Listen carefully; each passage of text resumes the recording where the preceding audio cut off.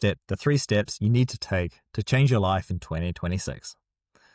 Hello and welcome to the YouTube channel. If you're new here, please go and hit that subscribe button. It really helps the small channel grow and get messages like these out to more people who could benefit from them. In today's video, I felt inspired to jump on here and record a video for you to help guide you through the decision-making process for your 2026 New Year's resolutions or your 2026 goals, whatever you want to call them, and give you 3 steps that I know work because I've applied them in my own life that are perhaps at first seem quite simple, but are really powerful when you get them right. These are the steps that any successful person or somebody who is able to go out and achieve their goals does, whether they're conscious of it or not. And so I thought I would make this video about it because if you're not somebody who naturally achieves what you set out to achieve, then consciously focusing on these foundational steps will get you so much closer to achieving your goals. Okay, so step number 1 is clarity of vision. Getting super clear on what it is that you're actually wanting to achieve. So many people don't do this right. And maybe you've been in a relationship, or you know somebody who you ask them what they want. I think this is quite common in relationship dynamics. You ask your partner, what do you want to eat? And they start listing off all of the things that they don't want to eat. Well, I don't want to eat Italian. I don't want Mexican. Oh, I don't feel like X, Y, Z. And it's very easy to fall into that trap when you're trying to think of what it is that you want to improve in your life, that you start focusing on all of the things that you don't want to have in your life anymore. The problem with that is you're still focusing on the problem. And in order to be able to create something that you want, to be able to even recognize when it shows up in your life, you need to know what it is. You need to know what it is in the positive sense, what it is that you're actually aiming at, not what it is that you're trying to avoid.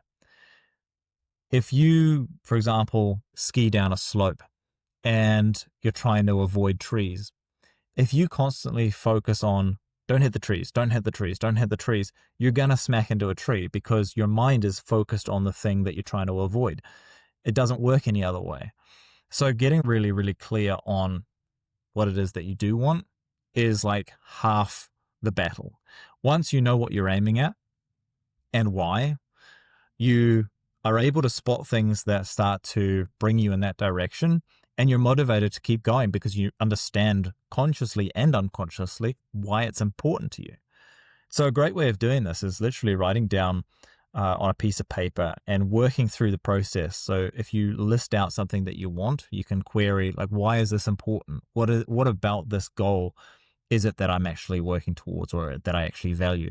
Because you might say, for example, well, I want to buy a new car. But when you investigate a little bit further, well, why do you want to buy a new car? Well, you might say, well, it might come out that actually you want to feel respected. Or it might come down to you're not feeling valued enough in your current life or in your relationship, or you wanting to feel like you're capable or the kind of person who would have a nice car like that. And when you understand what the foundational motivations are, then it opens up different ways of achieving the same thing, because all of a sudden it's not about the car, it's about getting that feeling of respect or feeling like you're doing something valuable with your time. And that car is just a symbol of that. And yeah, and it opens up different possibilities. So it's a really useful exercise, and you can just try and you go through it by writing down what it is you think your goal is and then asking yourself some questions about it. You can do that with ChatGPT as well, or you can work with somebody who knows what questions to ask you and is able to pick up on, the different answers that you're giving and start to see if there's a deeper truth behind those answers. That's a really great way to do it. Once you get clear on the vision, once you get clear on the goal, you really are halfway there, because the way that our perception works is as soon as you know what you're aiming at, those opportunities, the things that are likely to bring you towards that goal start to show up in your life. And all that requires from you at that point is the willingness to take an opportunity, to be open to the opportunity that presents itself and being open to moving in that direction. The next part is really important. This is one that I think so many of us struggle with. It took me a long time as well. Again, for some backstory, these steps worked for me because about 1.5 years ago, I hated my life. I was really unhappy. I wanted to be somewhere else, doing something else. I wanted to be someone else. And these steps, amongst other things, helped me to make that change from working, painting, decorating other people's houses in London, rainy winter and things like that, to working from Southeast Asia with a great group of friends and connections, helping other people build their businesses, building my own business, and feeling like what I was doing actually mattered, not only to me, but also to the broader society, the world, whatever you want to call it. Like, I felt meaningful. This is what I'm doing now. Everything that I do now feels on purpose. And that's what we can achieve when we're intentional about it.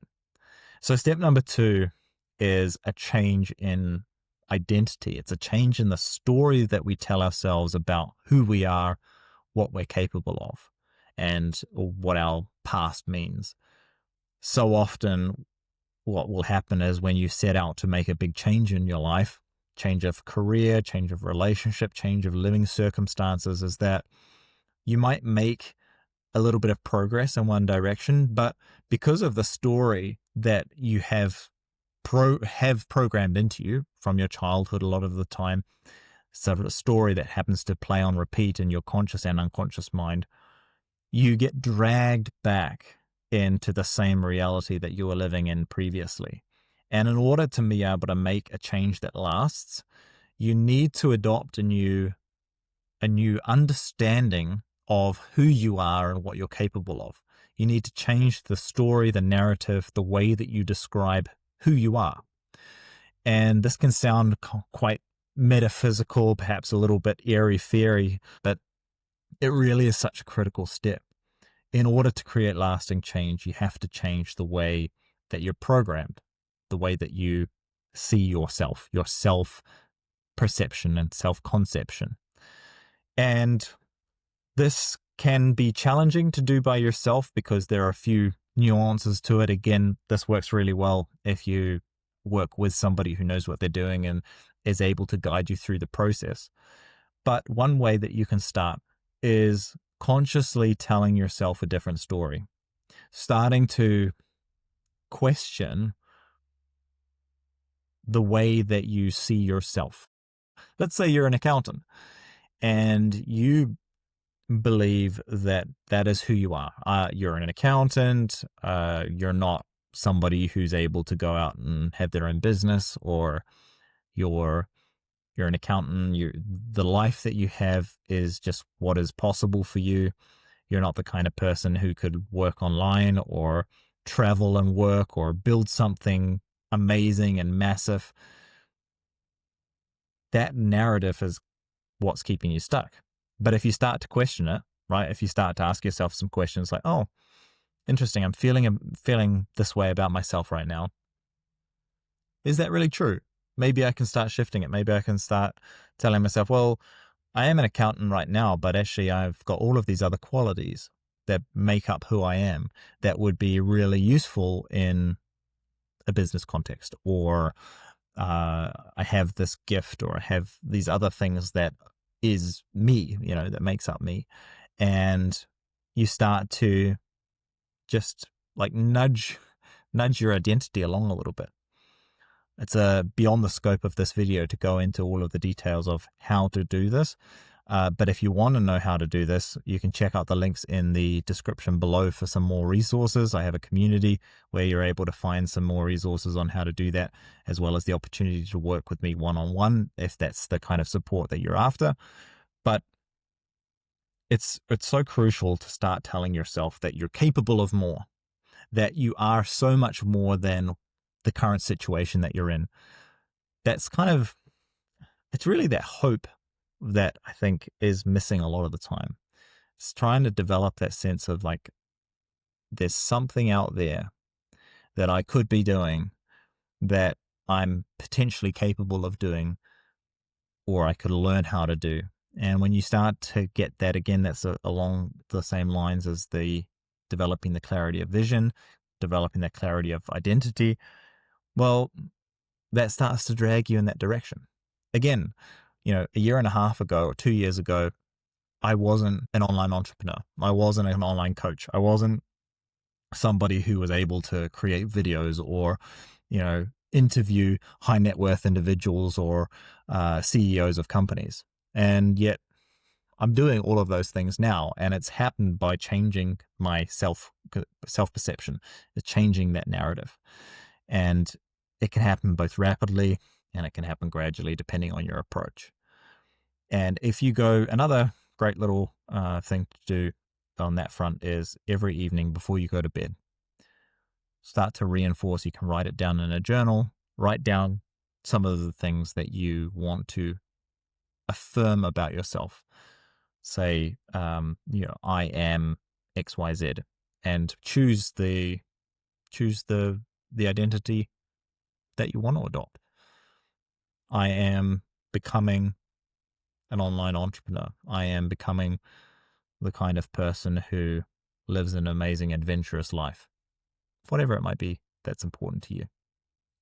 And if you want some more advice on how to do that, again, check out those links in the description.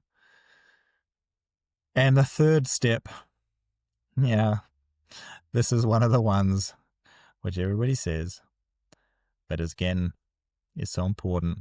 And that is, you gotta take action.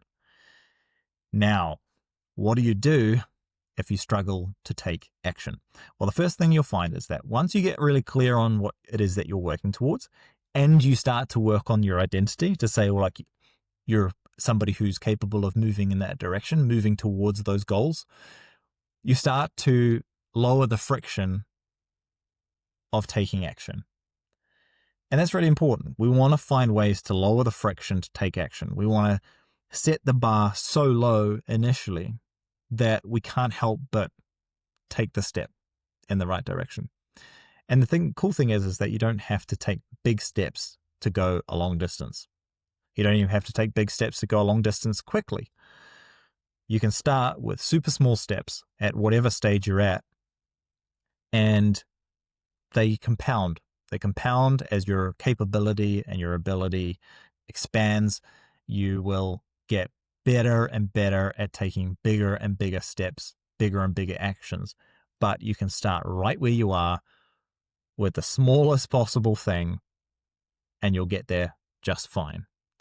So when it comes to action, and this is something actually I've just started doing in my own life because I was quite scattered with the number of things that I could be doing and how much time I was spending on an activity, and finding that I wasn't working very efficiently, is that I just use time boxing now. I think of it as sprints, work sprints, and thinking about 15 minutes, 20 minutes. I've got 20-minute time box exercises where I set down a 20-minute timer and go, okay, for this next 20 minutes, I'm going to do as many reps, for example, it might be as many DMs on Instagram as possible in a 20-minute time frame. And when the 20 minutes is over, I'm done and I move on to the next exercise.